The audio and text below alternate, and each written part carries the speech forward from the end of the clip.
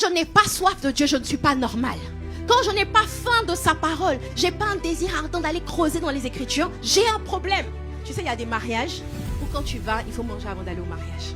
Pourquoi? Parce qu'ils savent que, en fait, quand ils vont arriver, ils savent pas si la nourriture va être servie à temps, s'ils vont aimer ce qui va être servi ou même s'ils vont même avoir à manger dans certains mariages. Donc en fait, il y a des mariages, il faut manger avant de venir. Et quand tout le monde se rue sur la nourriture, toi, en fait, les gens te disent, mais tu n'as pas faim? Tu dis non, ça va. Pourquoi? Parce que tu as déjà mangé. Bien aimé, si tu n'as pas faim et soif de Dieu, c'est parce que tu as déjà mangé. C'est parce que tu t'es déjà abreuvé ailleurs.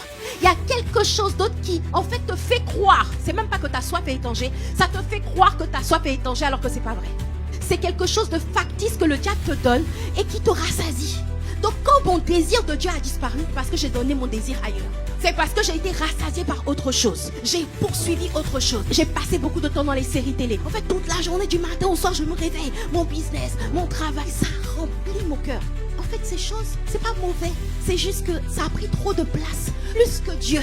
Et donc la Bible dit que si quelqu'un aime le monde, l'amour du Père n'est pas en lui.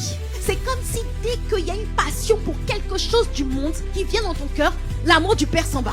Parce qu'il ne peut pas avoir cohabitation entre l'amour du Père et l'amour du monde. Il ne peut pas avoir de cohabitation entre la passion pour Dieu et la passion pour le football. Il ne peut pas avoir de cohabitation entre le désir ardent de plaire à Dieu et le désir ardent de plaire aux hommes. Il y en a un qui va déguerpir et Dieu est un gentleman. Il ne supporte pas la cohabitation entre les ténèbres et la lumière. Donc quand il voit que tu mets autre chose avant lui, il dit ok, je m'excuse, je m'en vais. Quand tu voudras me remettre au centre, je reviendrai. Mais je déclare que c'est la saison où tu remets Dieu au centre au nom de Jésus.